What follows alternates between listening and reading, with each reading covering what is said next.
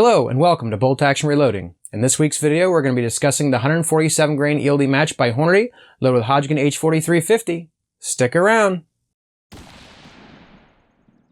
Welcome back to the channel. If this is your first time here and you'd like to see how I and the rest of the community here make our group smaller, start now by subscribing to the channel and hitting the bell icon. That way you'll get notified when I post new videos and you won't miss anything. Like I said, the subject of today's video is the 147 grain ELD match by Hornady with Hodgdon H4350. Now, this may or may not seem like an interesting or controversial video, but stick around, we'll talk, and most importantly, we'll see how this performed. Starting off, I'm sure some of you are going to be upset because today's charge weights are going to be exceeding the maximums listed in Hornady's manual. If you've been watching videos on the channel a while, you'll know that I have borrowed some data from Sierra, and that's what we'll be doing again for today's video. Basically, for reference, at 2.80 inches is where Hornady recommends to load this. Their actual max charge for this load is 40.3 grains. And I'm not telling you guys to load any hotter than that. In fact, I'm not even telling you to load that. It's your reloading bench. Do what you guys like. However, since Sierra released the 6.5 Creedmoor load data for their 150 grain Sierra Match King, I've actually had really good luck with the velocities matching up very, very closely, as well as still providing me what appear to be safe loads in my rifle. Again, do what you guys like, but that's what we're doing for today's video. So let's just get into the load data. Obviously for today's video, we're using the Hornady 147 grain ELD match, part number 26333.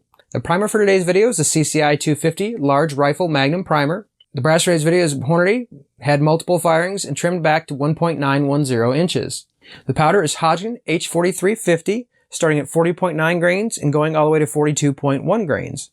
The cartridge overall length we'll be using is 2.850 inches, as this provided reasonable groups in the past with other testing that I have done. So without further ado, guys, let's just get into the data. Starting at 40.9 grains, based on Sierra's data, our estimated velocity will be 2633 feet per second. Our actual achieved velocity was 2605, standard deviation of 15.5, an extreme spread of 37, and a 1.083 MOA group. At 41.2 grains, our estimated velocity went to 2650. Our actual velocity was 2637. Standard deviation dropped to 10.7 with an extreme spread of 27 and a 0.751 MOA group. At 41.5 grains, our estimated velocity was 2667. Our actual achieved average velocity was 2666, pretty darn close. Standard deviation of 9.3, extreme spread of 23, and a 1.303 MOA group. Just for reference, one of those shots I did call as a pull, so obviously it did affect that group. Loaded at 41.8 grains, our estimated velocity was 2683. Our actual achieved velocity was 2681.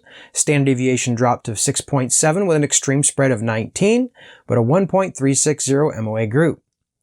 At 42.1 grains, our estimated velocity was 2700. Our actual achieved velocity was 2706, standard deviation of 11.3, an extreme spread of 26, and a 1.046 MOA group. Now guys, there's a lot of things that we could talk about, and it's certainly not that I like to make excuses. However, I do think it's very likely these groups would have been better had we not been using Hornady brass. But to be honest, when I was getting ready to load some stuff, this was ready, processed, and ready to go. And to be honest, there's been a little bit of controversy, the actual load weights which people are loading with H4350. It seems pretty much across the board that people have been exceeding matched loads and not really seeing any pressure signs to show for it, at least for the claims. And so, a perfect time to let's look at our brass for today. And you guys will notice that 42.1 grain load, which is right on top of Sierra's max for the 150 grain Sierra Match King. And here again, maybe the primers are slightly flattened, but certainly I've seen worse with factory ammunition, and not even an ejector mark on any of these to speak of. Basically, guys, at 2,700 feet per second, I'm not concerned at all with the pressure signs that we're seeing in this rifle. Again, I'm not telling you to load here, but it seems for me at this point, we're not hitting pressure with this load. Like I did with other videos, guys, I'll probably tack on, if you guys would like to see the groups as they're shot, I'll tack that on at the end.